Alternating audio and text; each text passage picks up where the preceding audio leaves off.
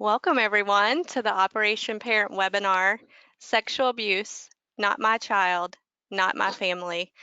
We're going to take a few minutes and let everybody come into the queue here. I'd also like you to go into the question feature and tell us the state from which you're joining us. And if you can, if you're affiliated with an organization, that'd be great.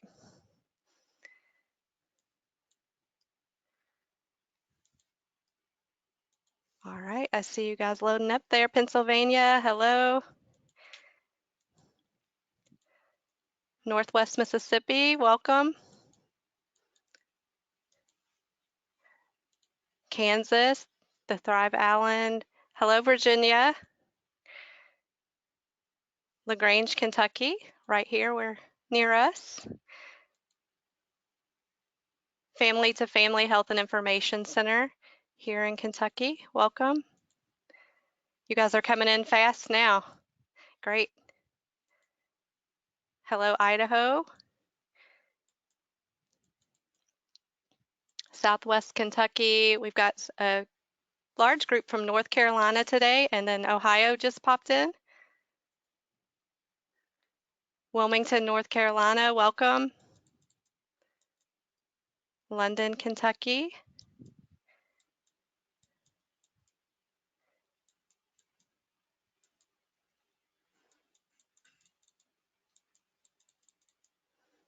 There we go. Got some folks signing in now.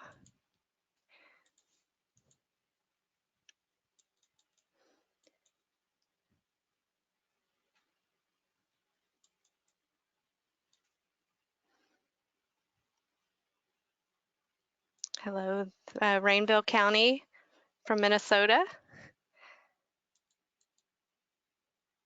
Brazos Valley Alcohol and Substance Abuse Organization. Parkland, Washington. Glad you could be with us today. All right, fantastic. Well, as many of you guys know, we're Operation Parent, and we're a parent-driven organization providing comprehensive prevention education and support resources for parents, caregivers, and organizations responsible for raising teens and preteens. I'm Michelle Massey, and I work in the program development here at Operation Parent. I'm also in the middle of raising two teen strong daughters, like many of you are, and we're looking forward to learning together today. Now, before we get into the content, I just want to go over a few features of the GoToWebinar panel. If you're a faithful webinar attendee, you know this part already, but I'll just take a quick moment to introduce anyone who might be new with us today. First, on your webinar control panel, you'll see an orange tab. With that arrow, you can open and minimize your control panel. Go ahead and try that right now if you wish. If you wish to view your screen without the control panel, just click on that orange tab and minimize it. For now, though, click on the orange tab so we can talk about a couple of the features. Many of you have just utilized the question feature, and we'll continue to use that throughout the afternoon. All attendees will be muted during this presentation, but we'll continue to hear your feedback through the question section. If you haven't seen that yet, it's about halfway down the control panel. You can send both questions and comments there. The top panel will show you any questions you've already posted. Below that is another light blue panel where you can type your question and send them directly to me. You can send us questions at any time during this live webinar. All questions will be answered at the end of the presentation. We may go just a bit over the 60-minute mark with the question and answer segment. If you need to leave the webinar based on your schedule, we understand. We've got some awesome handouts lined up for you today. One entitled Signs of Child Abuse. The second one, Preventing and Identifying Child Sexual Abuse. That's from the American Academy of Pediatrics. We have a third one, Preventing Child Sexual Abuse. And then Reporting Child Sexual Abuse is the fourth handout. You'll also get a copy of today's PowerPoint presentation.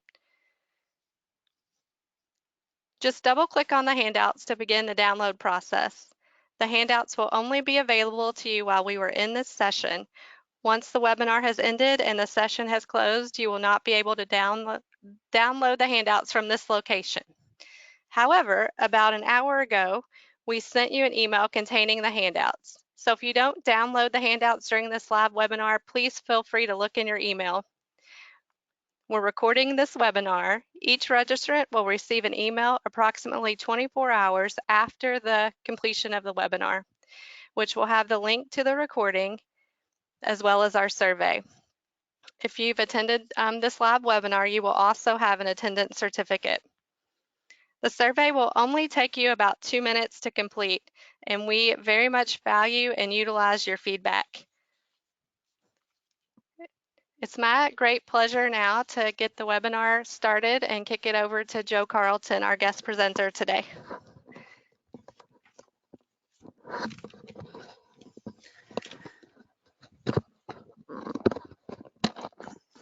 Thank you guys for having me. I appreciate Operation Parent taking time to invite me to come and do this, particularly Michelle and Mary Beth, and each of you all that is joining us here today. For our topic today, this is going to be a real quick drive-by, basically, because normally this presentation would be about 3 hours. So we're going to be hitting this hard and fast. Some of the questions that we are going to cover today are going to start with what is child sexual abuse, and specifically today we're going to be speaking most directly to incestuous sexual abuse. What are the differences in family systems that increase chances of abuse? What type of child who is most at risk for being sexually abused, and how do you protect your child from sexual abuse? And then, of course, what to do if something happens to get reported to you. So if you're going to be effective at protecting children or your children or any child for that matter from sexual abuse, being aware of the factors that create risk and the possibilities of risk is an absolute necessity. About 1 in 5 girls will be sexually abused before the time they are age 18. One thing that's a bit of good news on that front is that's actually a little bit of a reduction in the number. It had been holding pretty steady for many years at about 1 in 4. And then we have about 5 to 10% of all boys that will be sexually abused. Again, this is not referring necessarily to strangers or peer group situations, just mostly toward family system abuse. First, we are going to spend a little bit of time covering what is child abuse. So we'll talk a little bit about the types of sexual abuse, examples of sexual abuse, and some of the myths about sexual abuse.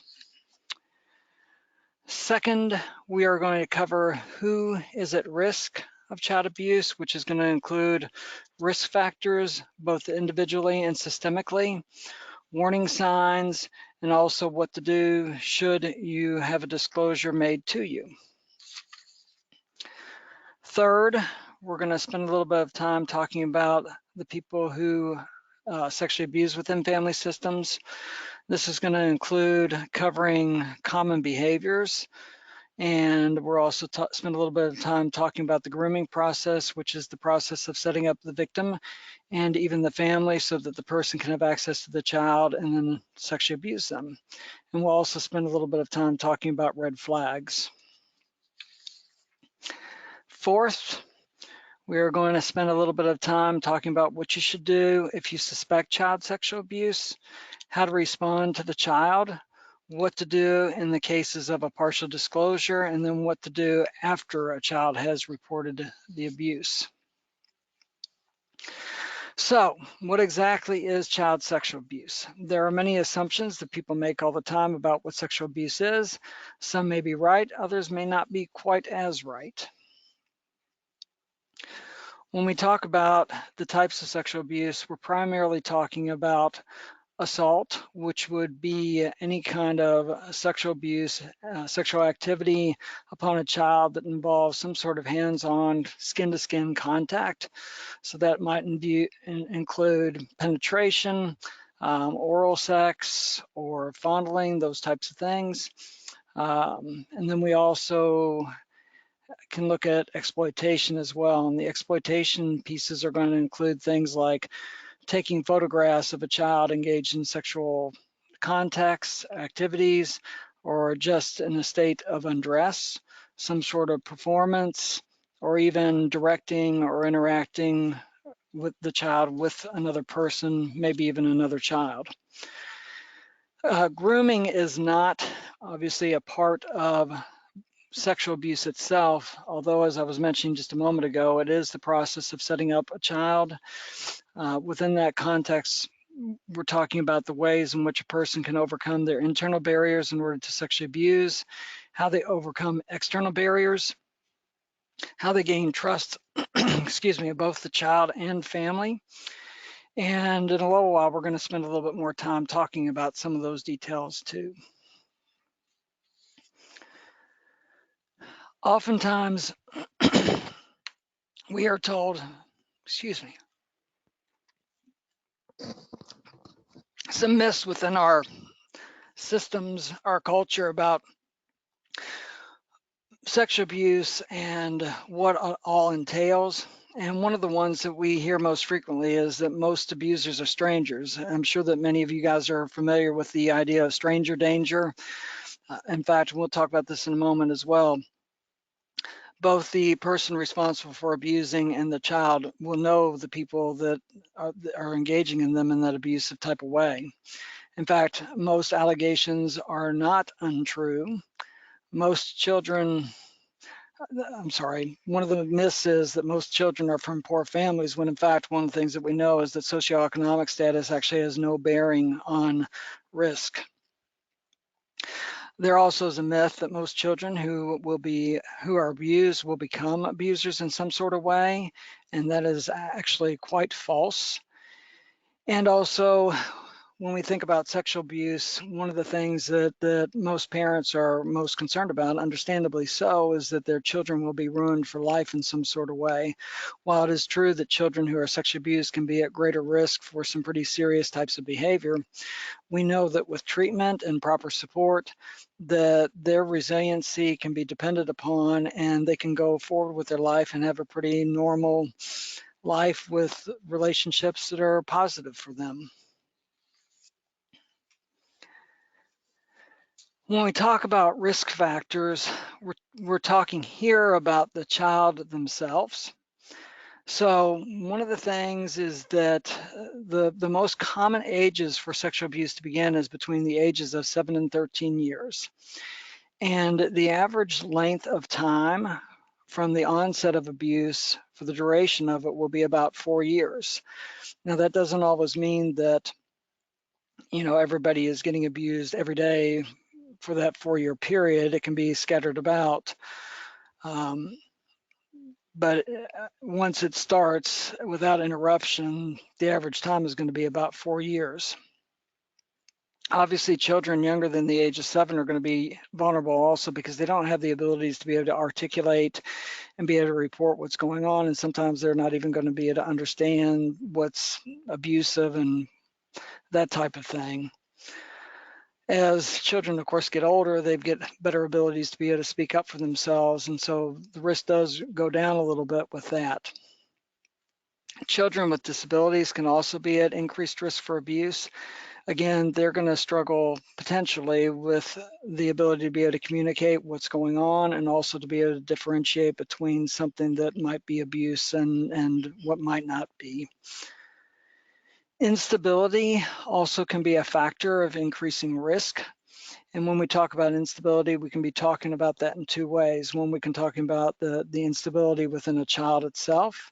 So a child that is struggling in some degrees emotionally might also be an easier target because they might become an object of a person's frustration. They also are a person, when you're getting that kind of erraticness and mood, that other people may not necessarily believe if they report something. We also can talk about instability within the relationships within the family.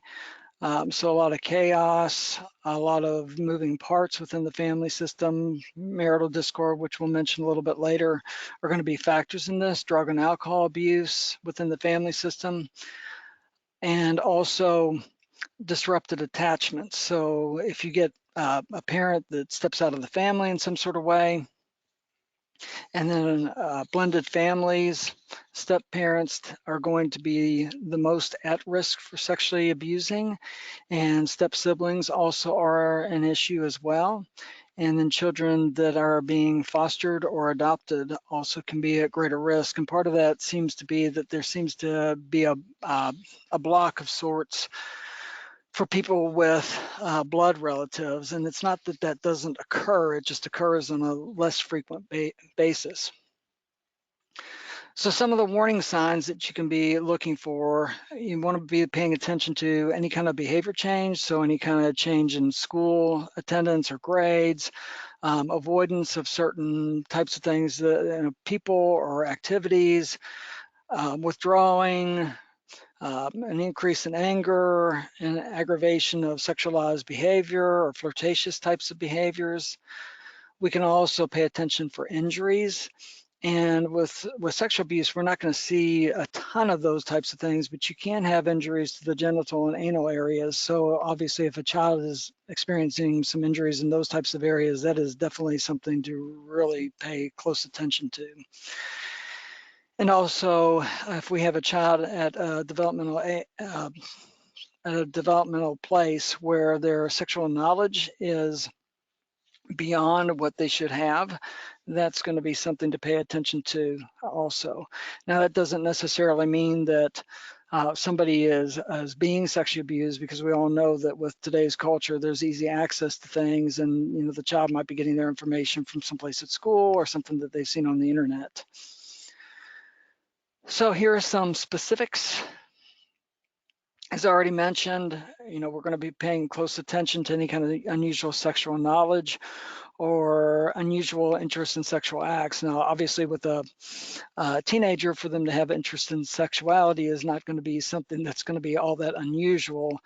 We are looking for things that are beyond the developmental stage or much more explicit than just a generalized interest. We're also going to pay attention to a person who the child might be making a lot of effort to avoid. And we're not just talking about not going on a trip to the grocery store, but somebody that they really take special time and attention to stay outside of contact with that person. Or you can also have a child that is gravitating toward a specific person in an unusual sort of way, because of course with child sexual abuse, one of the things that abuse will create is a type of pseudo closeness. So the child may feel really super connected to that person. Also, we can talk a little bit about, an unusual level of modesty and privacy. And again, as children get older, that's not an unusual type of thing, and in fact, something that we would expect to see. But at younger ages, if you begin to see some pretty extreme reactions, particularly if they're pretty dramatic, that's something to be concerned about.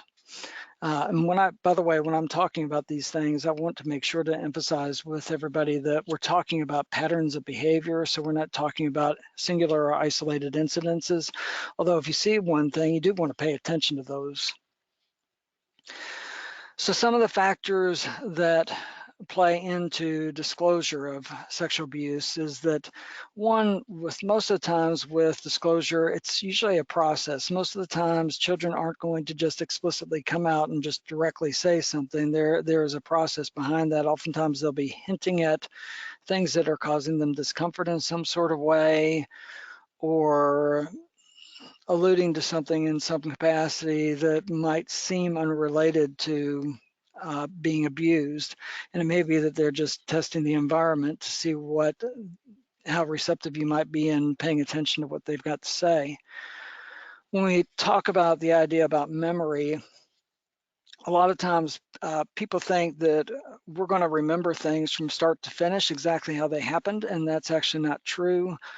Our memories are really influenced by our emotions, both at the time of the event and also at the time that we're remembering them. So for children, just like adults, by the way, their ability to be able to construct a memory may not follow in exactly the most logical format. You can oftentimes get children who will recall like a singular event, and there might be 4 or 5 parts to that singular event that when they recall it gets broken up into 4 or 5 separate incidents. You can also get the opposite with that. You can have a child reporting multiple events and they're actually reporting a singular event. They oftentimes will confuse place. One child that I remember working with, they had reported something about being abused, and they had reported that they remembered when it had happened because of the painting in their room. Well, the painting had actually occurred at a later time. And as it turned out, the kid had been being abused before the room had been painted and after the time it had been painted. But when she was recounting it, she was combining them all into a single episode. So if you get inconsistency with the reporting, that could be a part of what's factoring in. So discounting somebody's report based off of the fact that there's some inconsistencies would be a mistake. So as we were talking about, disclosure is certainly a process, not a singular event. You may or may not know that most reports are actually made accidentally. So sometimes children will make mention of it to a peer. They'll have a reference to it in a diary or in a note that somehow gets dropped out and someone discovers it. And sadly, only about 38% of all sexual abuse incidences ever get reported, which makes you, at least makes me wonder a little bit about those numbers, about the percentages of people. It's probably much more likely that those numbers that I was speaking about earlier are at a higher level than what we know. One of the things too, and we'll talk about this a little bit in just a moment, is that you can get partial disclosures, and you can also get children that recant from their allegations. And, you know, all those things are a normal part of the process. So we'll talk about that here in a minute too. So you may be wondering why a child might not come forward. Well, some of the things that are going to factor in with that is that children are really perceptive, and even at young ages, they can understand that if they report something that's going on, that it's going to have an impact upon their family. Children oftentimes are aware of the economic statuses going on with the family, and they might realize that, hey, if I tell on this person, we lose a person that's contributing to the financial side of our family. They also are pretty keyed in on the emotions of their parents. And if they look at their parent and see them as being especially emotionally vulnerable, they also might hold back in reporting it because they're actually trying to protect the parent. They also oftentimes want to protect their siblings. They recognize that the siblings have relationships with the person, and they may not want to disrupt those attachments. Children oftentimes, despite our assurances that they are not at fault with being sexually abused, they will experience themselves as being complicit in the sexual abuse. So they will oftentimes experience guilt and shame related to that. They may even feel like that they've initiated it. In some cases, they may even have actually done that. And of course, that complicity in sexual abuse is a symptom of sexual abuse itself, and a part of the way in which a person that's abusing is going to get somebody to comply with them. As I was mentioning to you just a moment ago, it's important that you remember that just because a child recants, that it doesn't mean that sexual abuse didn't happen. The child may very well be attempting to get things to go back to normal, both for themselves and the family. As you can imagine, reporting sexual abuse can oftentimes lead to a number of different interviews with the child by therapists, by police, by parents, by teachers, and everything else. So that brings with it almost being put on display. And that's uncomfortable for children, as it would be for any person, even adults. So that's going to be a factor in why they might pull some things back. And also, as I was mentioning to you a moment ago, and to me, this is one of the most important factors in why children end up recanting, is that they get overwhelmed by their own guilt and responsibility, or their perceptions of responsibility for causing conflict and unhappiness in the family and disrupting how things have been. Now, obviously, there can always be exceptions to things, but those tend to be the general rule. So we can head on over to talking a little bit about who it is that actually sexually abuses children. And you might be surprised to learn that people that sexually abuse, that it's equal across races. So African Americans, Caucasians, Latinos, whatever else that you might be talking about from a racial standpoint, the numbers are pretty much stable across those. Socioeconomic status has nothing to do with increasing or decreasing risk, nor does educational backgrounds. It is true that about 90% of the people that sexually abuse will know the child that they're abusing, and most oftentimes that's going to exist within the context of a family system.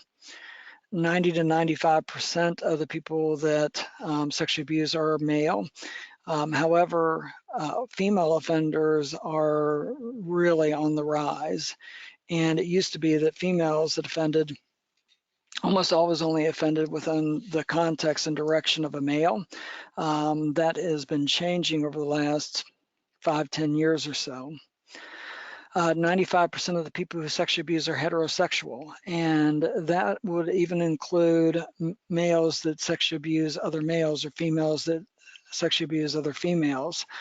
Most of the times within the context of incestuous sexual abuse, the motivations behind it are emotional.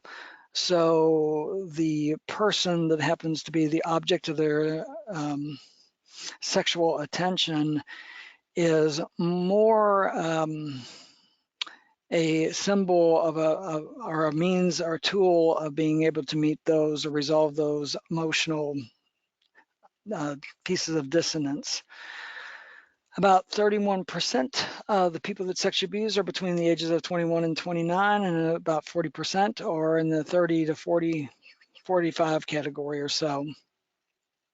And about 17% were sexually abused as children. And something I'll just say about that children that are sexually abused, if they complete some sort of treatment, their risk of sexually abusing goes down to less than 1%. So that's a pretty dramatic shift there. Something that you may also want to know is that domestic violence is actually the highest correlation towards sexually abusing, and both in terms of historically, so the person that is acting out in a sexually abusive manner, there's a greater likelihood that they have a history of domestic violence within their growing up experiences. And also, if you have domestic violence going on within the family system, the likelihood of that person also sexually abusing somebody within the family system is actually quite high. So, some of the family dynamics that can factor into creating risk is that people within the system may view children with the same adult-like motivations that we have, and while children can certainly have manipulative aspects to themselves, they don't have the same capacity to be able to think through how they are setting up a situation and the implications of it. We also can get, obviously, anytime sexuality is routinely paired with violence, that's going to be a concern. Marital discord, as I was talking about earlier, is going to be a factor as well.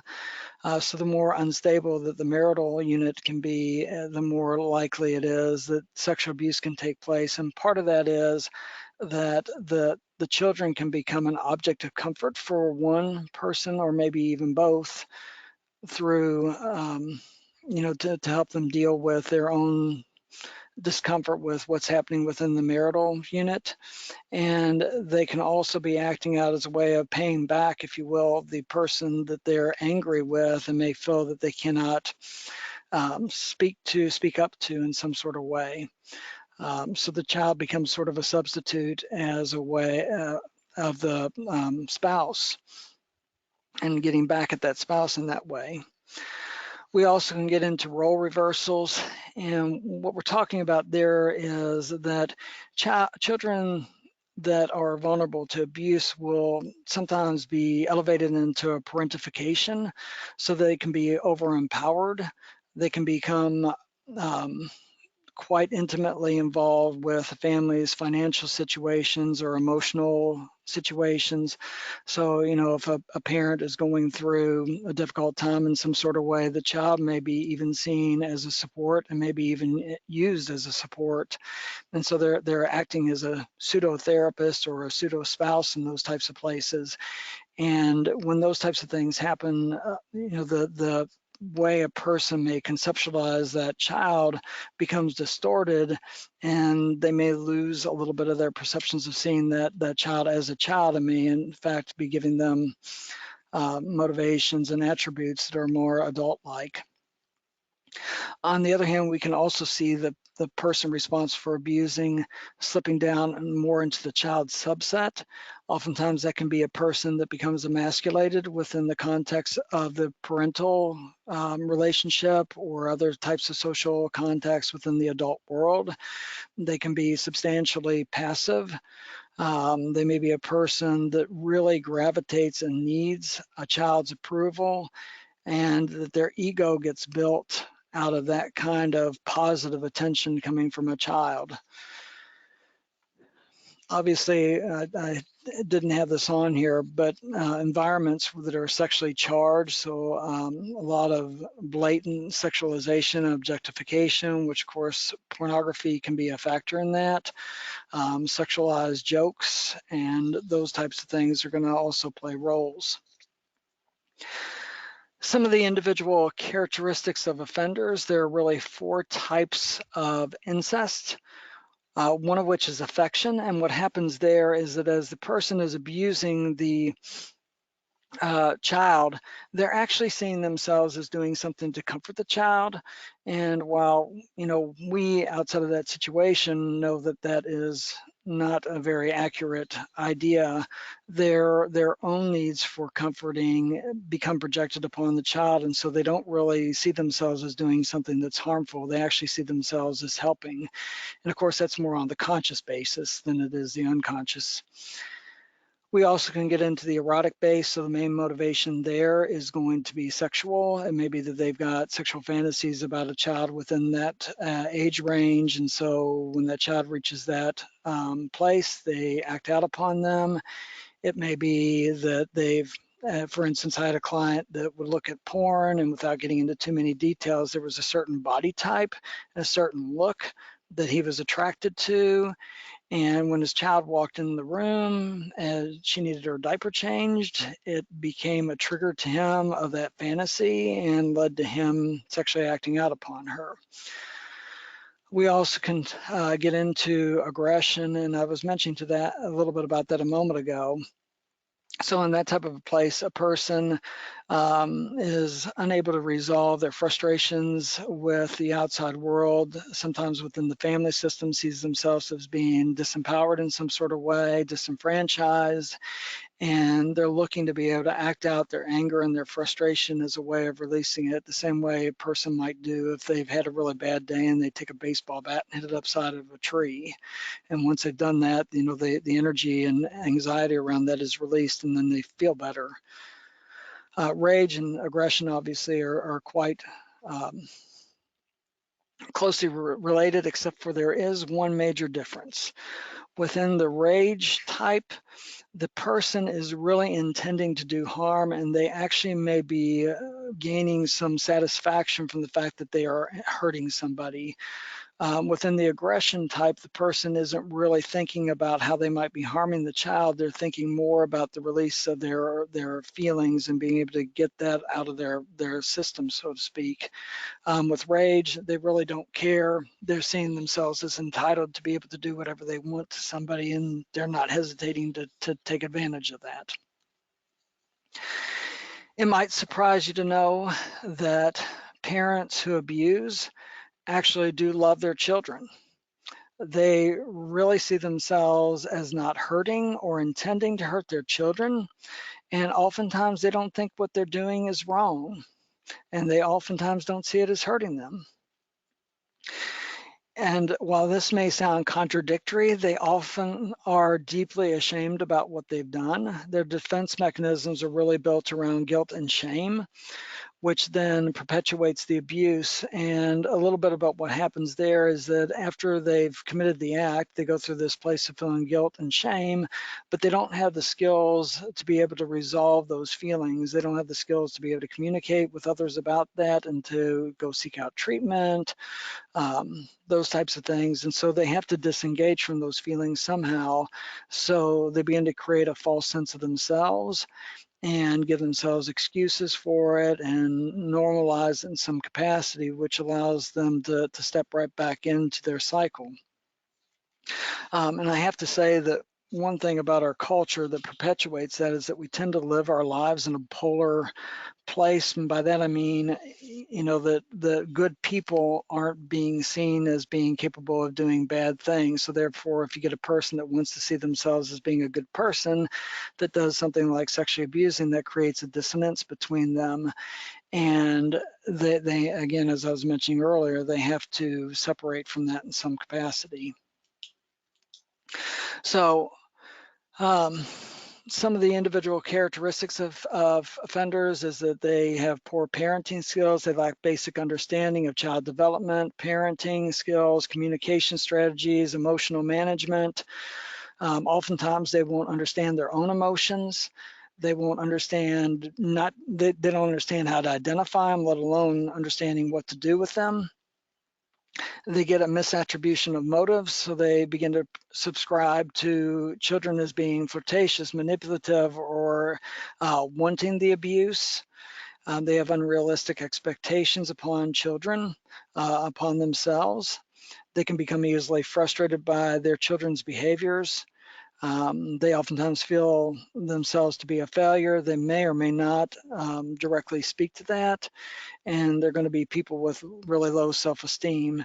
And people with high self-esteem, they're going to be able to have the interactional capabilities to be able to get those emotional and sexual needs met from their peer group instead of having to seek that through children. They also may have a desperation to gain control over the child in some sort of way. I had a client at one point that grew up in a really impoverished environment, had to drop out of school, and like at 12 or 13 years old. And, his daughter, he had worked really hard to put the family in a really good place financially. And his daughter, as she was becoming a young teenager, began becoming flirtatious with boys. She wasn't really all that into her education and took it for granted and those types of things. And he became more and more frustrated with her, thinking that, if he had had these opportunities that she had had, then his life would have been a lot better and those types of things. So his anger built toward her and led up to him sexually abusing her. Some of the common behaviors that we can see from a person who may be in the process of abusing or grooming a child is that they may seek out opportunities to be in close proximity to the child. They may volunteer to take them places, do things with them, those types of things. They may make conscious efforts to isolate themselves with the child. And again, as we mentioned earlier, that need of seeking affirmation and affection from children becomes really, really important. And you also may see things like the adult touching a child in more intimate ways than normally expected. And I'm referring to things in non-sexual ways. So you may get like lingering frontal hugs. You may get, on the mouth-to-mouth kissing that tends to linger. Those are some things that I would definitely be a bit concerned about. And some of the other things that you also might see are comments about the child's body or about children's body. Sexual joking, oftentimes in front of children. Those can be things that could be indicators as well. So the grooming process is really the process of establishing rapport, getting access to the child in order to be able to sexually act out on a child.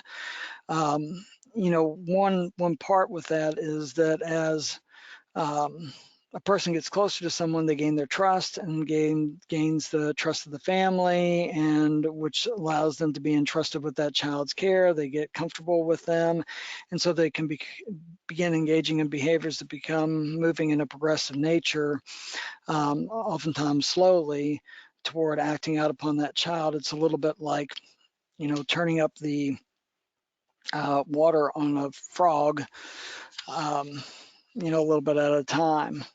But also you can get into intimidation.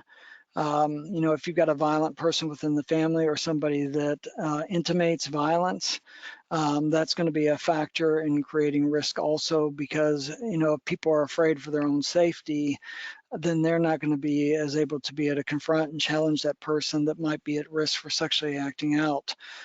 Just an example of that, you know, we already mentioned domestic violence, but there was a family that I worked with, and the dad one time literally picked up a table and slammed it down with such force that the food that was on the table scattered not just about the table, but actually some of it flew up in the air and landed across clocks and pictures and such that were hanging on the walls. So that takes in a lot of force.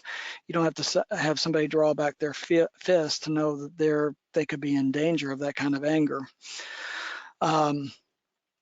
You know, people that are abusing also have to be able to overcome their own internal barriers, so they begin to give themselves messages and things that give themselves permission to be able to sexually act out in some way. They have to create opportunities and overcome external barriers and get a child isolated in order to be able to act out upon them. In order to be able to overcome the child's resistance, they may use bribes, they may use overt threats, such as threats to hurt the child physically or emotionally. They'll tell them that they're going to be in trouble, that nobody's going to believe them, those types of things. But we can also get covert threats. So person in their position in the family is going to carry some degree of power. So, you know, if we're talking about a family where the father is the main source of authority, that person doesn't have to go through the process of making any kind of overt threat just because of their position in the family. That gives them a little bit easier access to a child. A person's size can also be a factor. And even feeling sorry for that adult can also be a factor. And I had a grandfather once that, as I was talking to him a little bit about how he overcame his granddaughter's resistance, he was kind of a dumpy looking guy. And he said to me, he said, "Joe, come on, just look at me. You know, I got her to feel sorry for me." And that became the way in which he groomed her. Red flags and warning signs. You know, people's gut feelings and those types of things, feeling creeped out and things seeming a little bit odd, are certainly going to be parts that you're going to want to pay attention to. Unfortunately, we don't have that happen as much as what we would hope. And part of it is that our own experience of somebody and being close to them are going to be things that sometimes cause us to overlook warning signs. But if you happen to have those types of things, it's certainly stuff that you want to pay attention to. You know, if you get into some name calling, put downs, insults as a regular basis toward other people, you know, other adults, other children in the system, that's going to be something that you're going to pay attention to as well. And as I mentioned, you know, we're continuing to talk about patterns of behaviors here, not single episodes or isolated ones.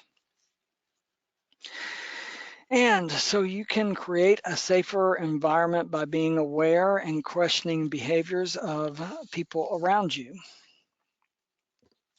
So if a child does report to you that there's abuse going on, some of the things that you can do is, if you have the ability to be able to do it, you certainly want to interrupt the event. You want to move the child away from that person in some way, isolate the individual. You want to be supportive of the child, affirming of them and their coming forward. Be careful about investigating, and by that, you know, a person trying to uncover every intimate detail about the incident or incidences might be creating problems within doing that, both for the child and also for whatever processes might follow. You never want to make promises to a child that you can keep those types of things between you and them. For example, in Kentucky, everybody here is a mandatory reporter. So if a child lets you know about something, if you suspect child abuse, you're obligated to report it. So if you make a promise to a child that you're going to keep it between you and them, and then they report something like that to you, well, you've just created a credibility problem and a trust problem between you and that person. And when we talk about tell somebody else, what we're referring to there is talking to therapists, legal authorities. They can be really good sources of support. They can give you some direction about what you can do with the situation. You need to remember, of course, that any kind of disclosure is a process, not an event. It is something that your role primarily is going to be as a person of safety and support. It's really, really important that you're managing your own emotions. By that, I mean staying calm. People that react in a really shocked sort of way will shut down the communication from a child. Sometimes with younger children, what you might be able to do is to say something along the lines of, wow, where did you learn that from? And say it in sort of an excited type of way, like you would if you were asking them about playing some sort of game, because then they'll have a little bit more comfort, and that may give them a little bit more freedom to tell you a little bit about what's going on with them. When we talk a little bit about empathy and sympathy, what I'm meaning there is that empathy is the ability to put yourself in somebody else's shoes. Sympathy is when we take our own experiences and we attribute our own emotions and experiences with something similar and place that upon a child or anybody else for that matter.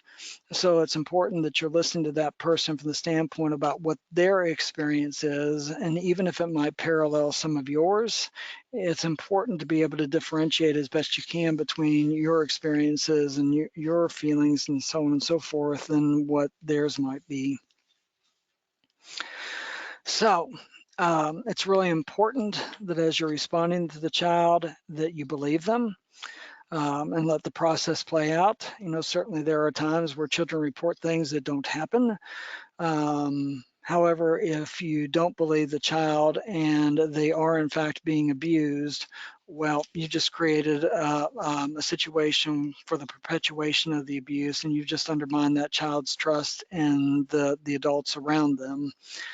Adults are much more, should be at least, adept at being able to manage stressful situations. And if the process plays out and it comes back where, you know, something didn't happen, then you did the right thing still.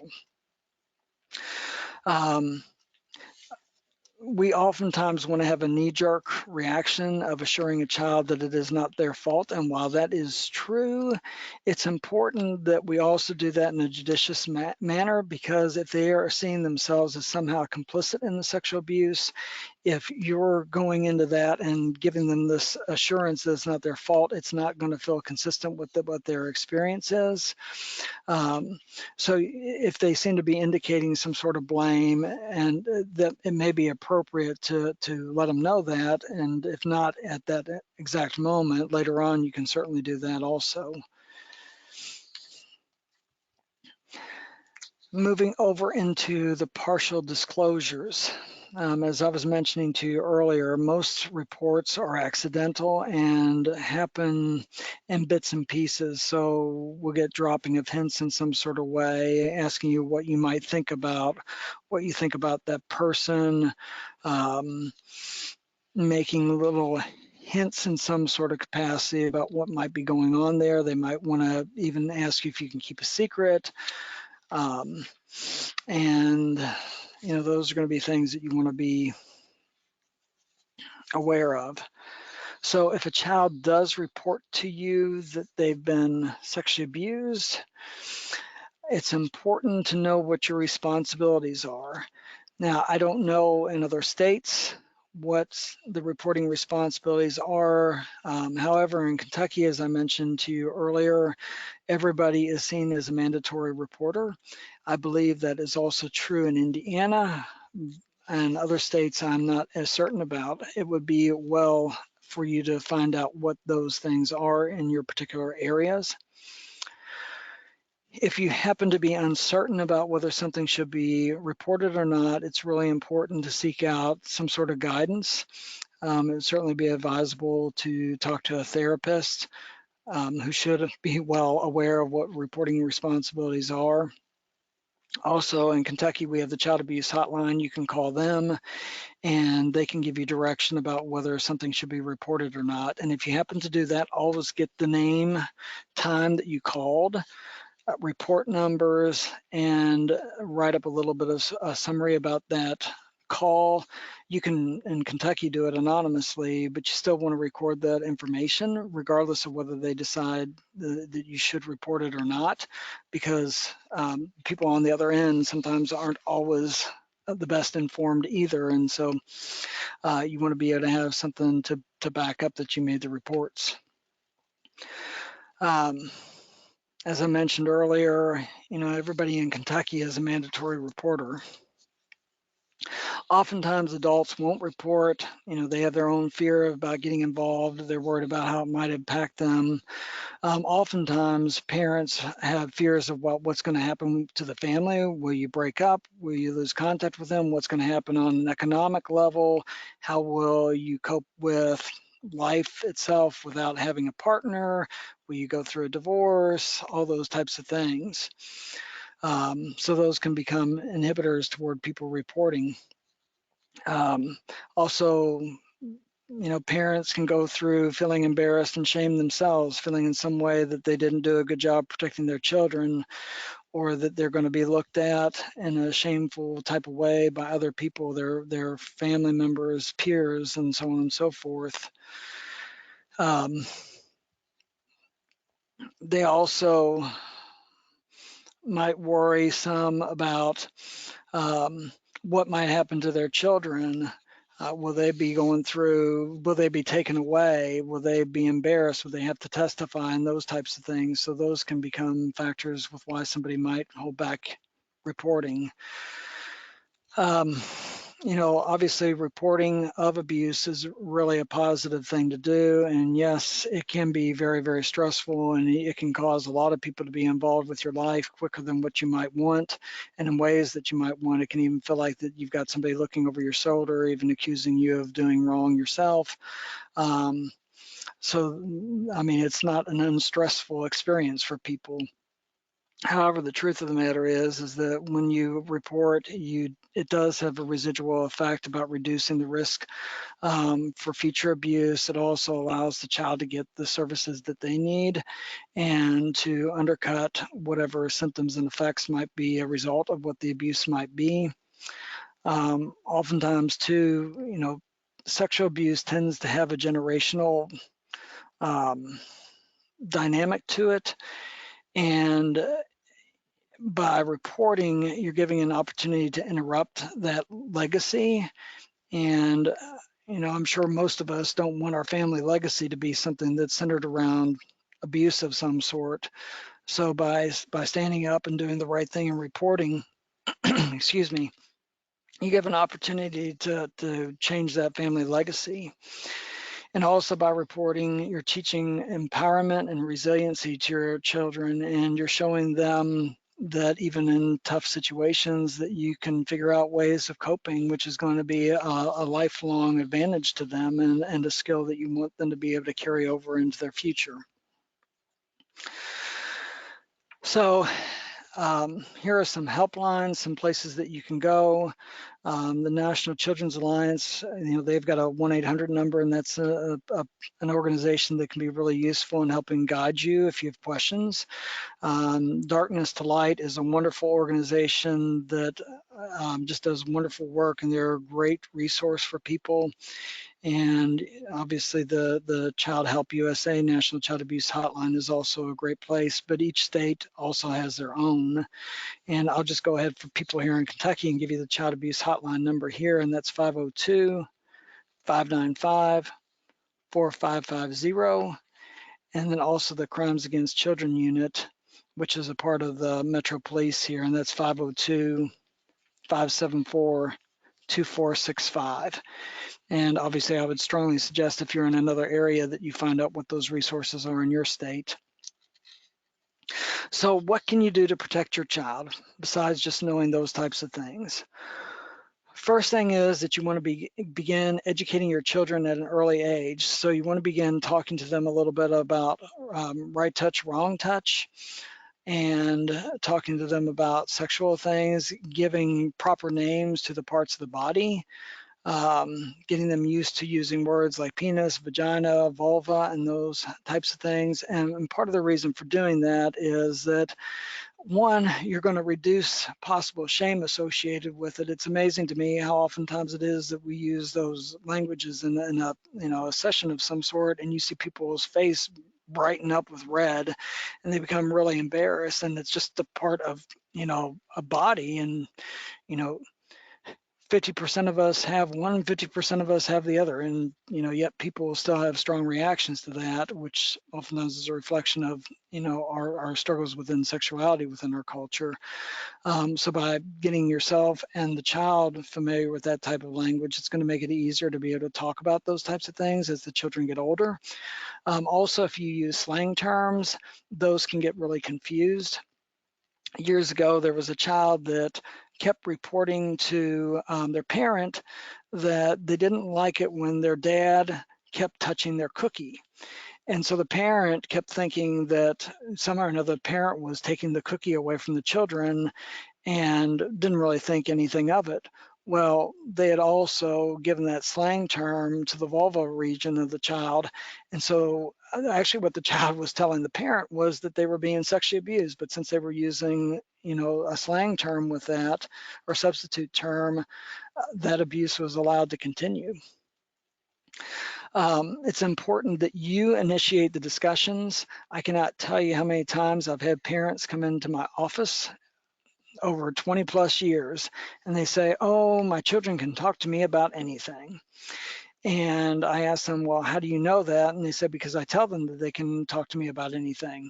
And I asked them, well, have you ever initiated any kind of discussion with them? No, why would I? They know that they can come talk to me. Well, if you think about a family as being an organizational unit with the parents at the top of the system, you're the one that's in charge. If you're expecting the child to be in charge, that's an inversion, and which, by the way, is also a thing that will increase risk a little bit. So if you initiate discussions, you take away shame about those types of discussions and open up communication between yourself and your children. You can use all types of things. Music also can be a wonderful thing, movies, things like that, that can offer up entryways into having communication with your child. It's really important that you yourselves become comfortable with the language of sex and with the body. And when I talk about not being a prude and not being all out there, what I mean is I get a lot of people that don't want to talk to their children about sexuality, even after times when they've been sexually abused, which is always striking to me. And they live under this misguided notion that their children are going to remain virgins. And I frequently will ask them if they waited until they were married before they had sex. And they will say no. I was like, well, what makes you think that your child is going to do the same thing? And wouldn't you want to be the one talking to them a little bit about boundaries and how to make good sexual decisions, rather than having a child feel in some ways bad for being interested or becoming sexually active? And then they're going to be much more likely to be influenced by peers and by adults that have inappropriate intentions. And by not being all out there, I mean, just speaking about things, particularly in slang terms and off the cuff ways, sexual joking, objectifications, and those types of things. You don't want to be doing that either. So someplace in the middle is really where you want to be working toward. And as we talk about doing your own work, what I'm referring to there is, one, educating yourself about sexuality, educating yourself about sexual abuse, understanding your own emotional world, how you cope with things, how your influences of your family system have helped create the positive ways in which you cope with things, and also some of what your vulnerabilities might be. Oftentimes, adults have been sexually abused themselves in their childhood, but they haven't told anybody, or they don't see it as being abuse, and they think that they've gotten over it, that it's not having an effect upon them. And the truth of the matter is all our experiences are shaping our perceptions and experiences of the world around us. And that's going to distort the lens under which we view other people and are going to be looking at our children and our families close by to us. And, you know, if you will, if you've had experiences like that in your background, it's a little bit like growing up with a pink elephant in the room all the time. So that when you move into your own home, when there's a pink elephant around, you're not going to think that that's anything unusual and may in fact be overlooking signs of risk. I mean, want to keep, obviously, if somebody's made an allegation of abuse, you want to make sure that the alleged offender is kept separate from the child. And I was mentioning earlier, you know, engaging in early on about talk about right touch, wrong touch is really important. And it's just really important to use that terminology because good touch, bad touch implies that sexual touch is bad. And sexual touch isn't bad, it's just bad within the context of abuse. So we want to be able to differentiate between those types of things and help them understand that. And another thing about that is that there are also other kinds of touches which are inappropriate and wrong as well. So we want to be able to teach them about those types of things too, instead of just applying bad touch, if you will, to only sexual touch. So we want to teach them a little bit about boundaries. And by talking about not everything is a no, that goes a little bit back to that prude comment, that it's important that you not just shut down communication and say you shouldn't be doing this or shouldn't be doing that, without really going through having any kind of discussion and letting children develop their own moral belief systems. And you can certainly influence them with that. It gives you an opportunity in those places to also talk a little bit about the emotional implications of becoming sexually active, the differences between male and females and how they are affected by those types of things.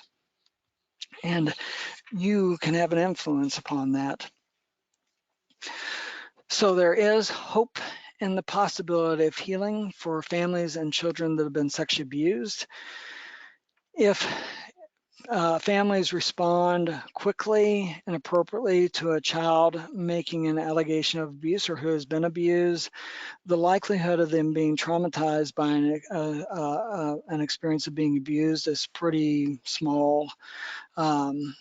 You know, the longer that something lingers and gets unattended, the greater the likelihood that that will get ruminated upon and become something that does traumatize the child.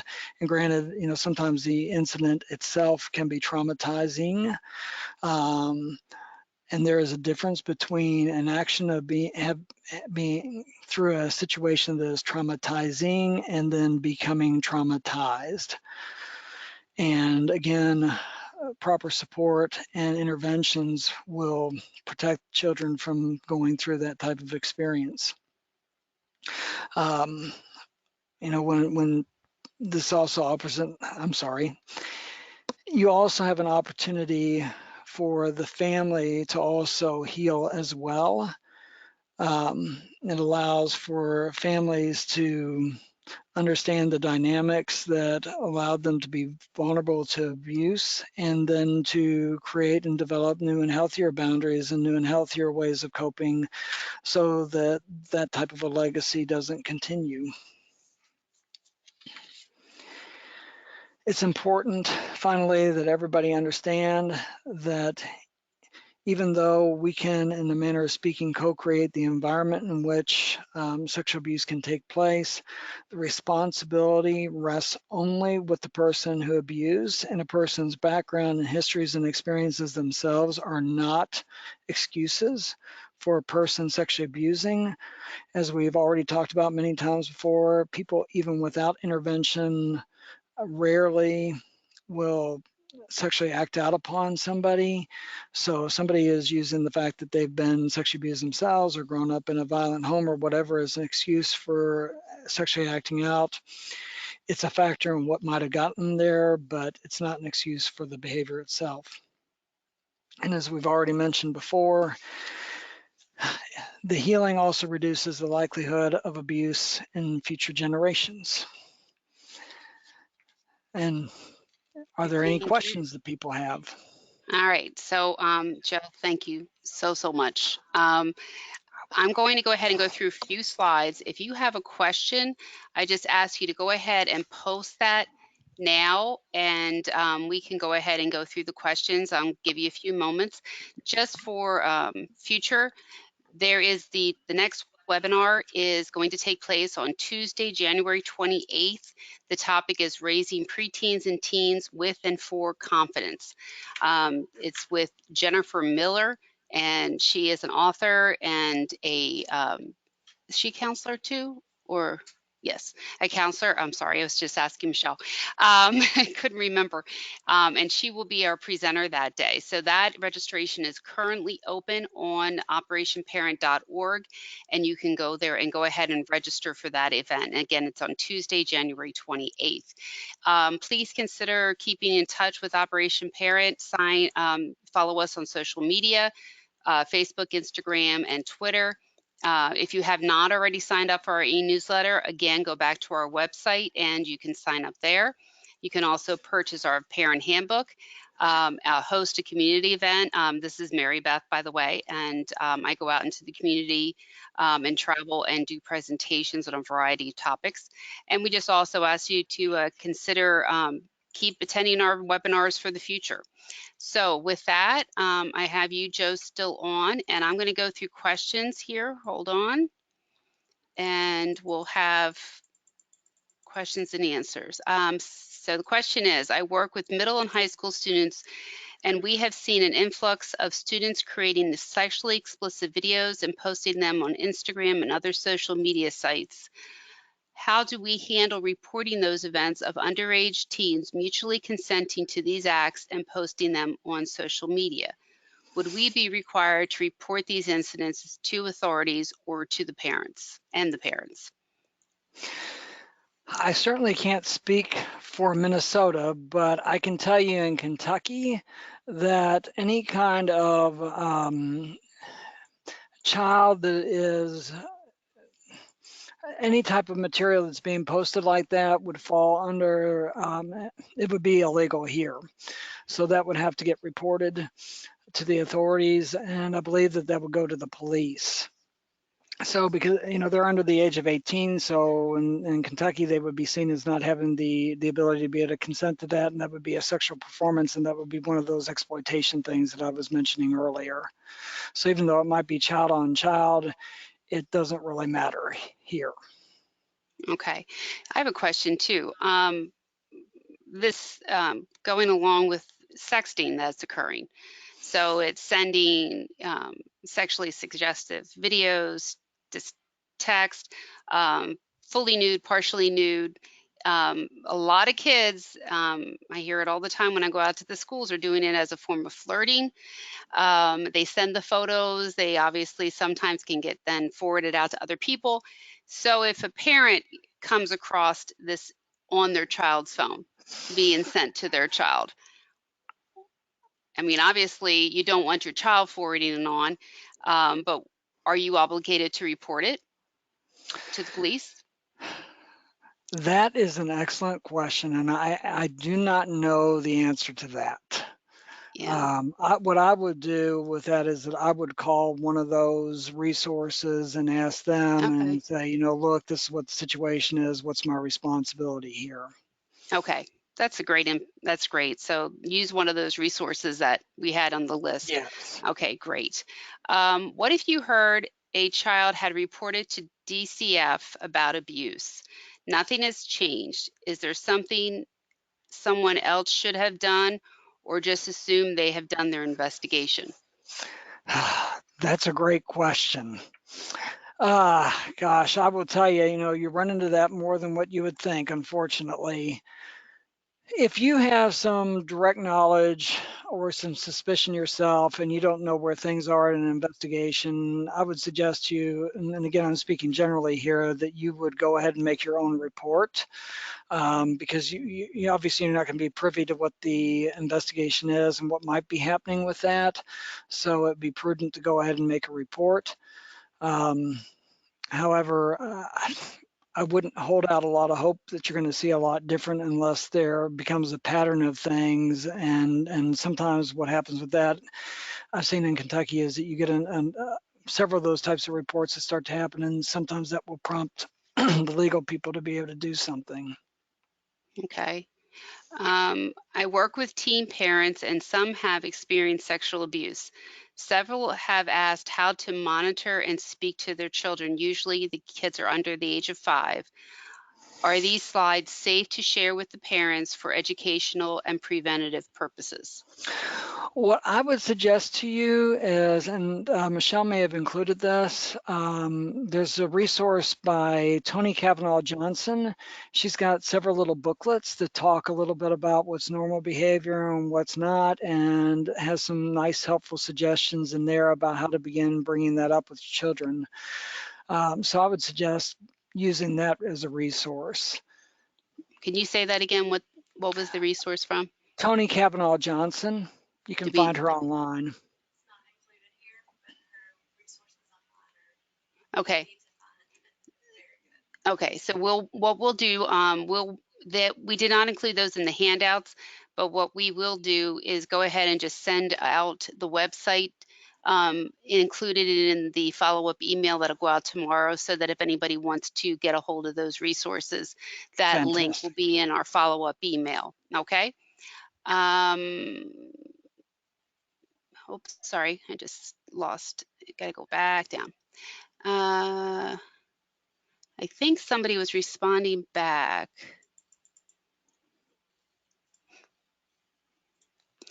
I just have a question, even though the kid didn't tell you. So I guess the question was back to the one about you heard about a child being abused. So if a kid didn't tell you and you've heard about it, should you report it? I would think you wouldn't have a reporting responsibility, because it sounds like something like it's coming from 2 or 3 people. Now, if you get a, let's say it's a peer of the child and they're telling you, hey, my friend was abused, I would probably report that. If it's just something that's floating around out there, you hear people talking, I don't think there's much that you can do with that. I can't imagine that there's, a state where you would be obligated to report it.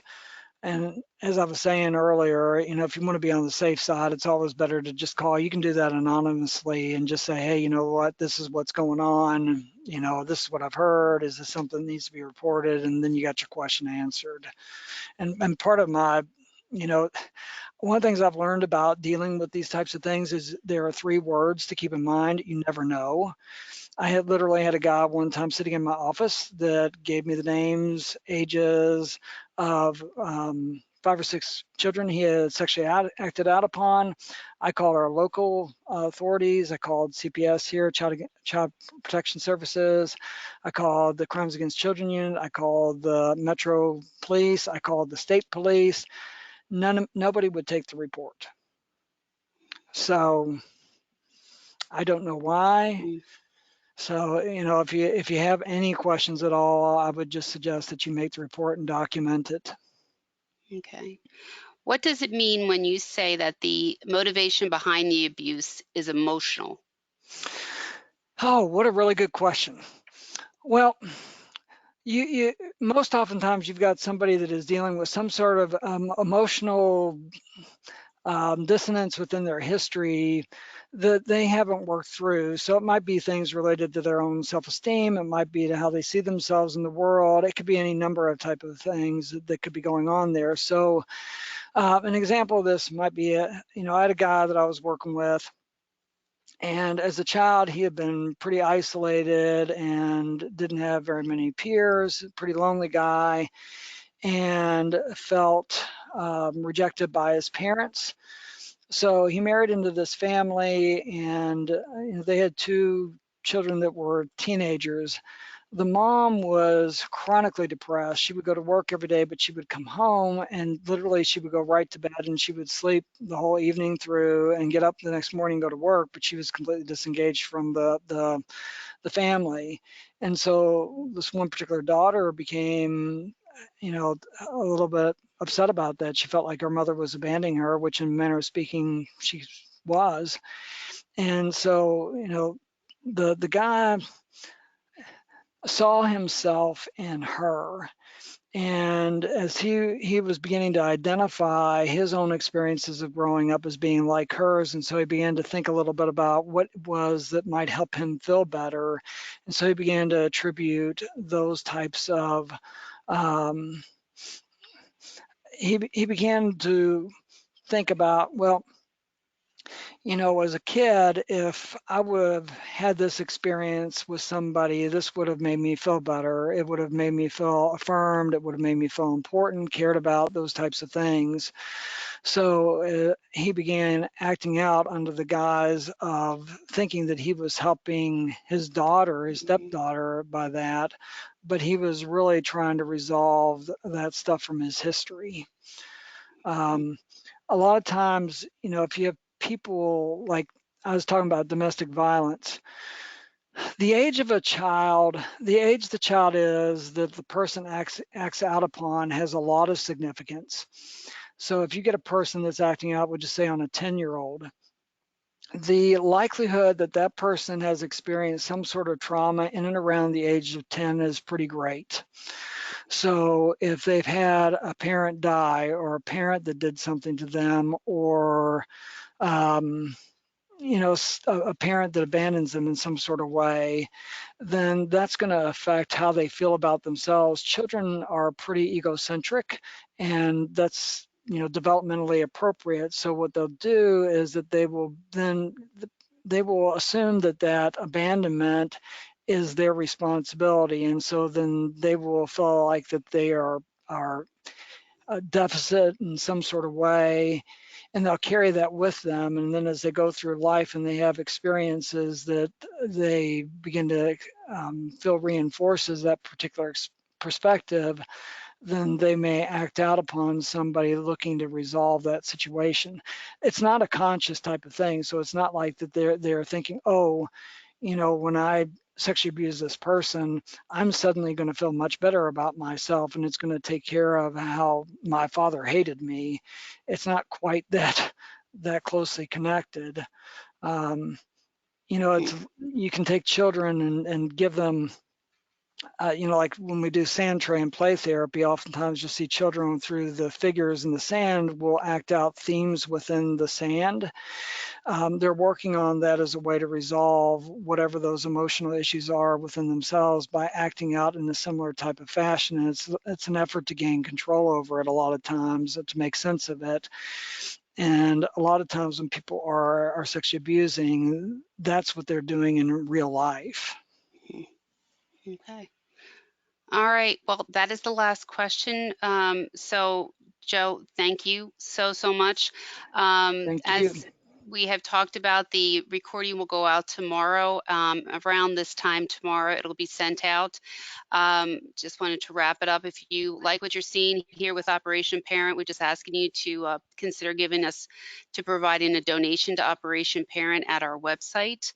And with that, I just want to say thank you again to our presenter, Joe Carlton, and keep an eye out for our e-newsletter, and the registration is opening for our next webinar. And we will see you then. Thank you.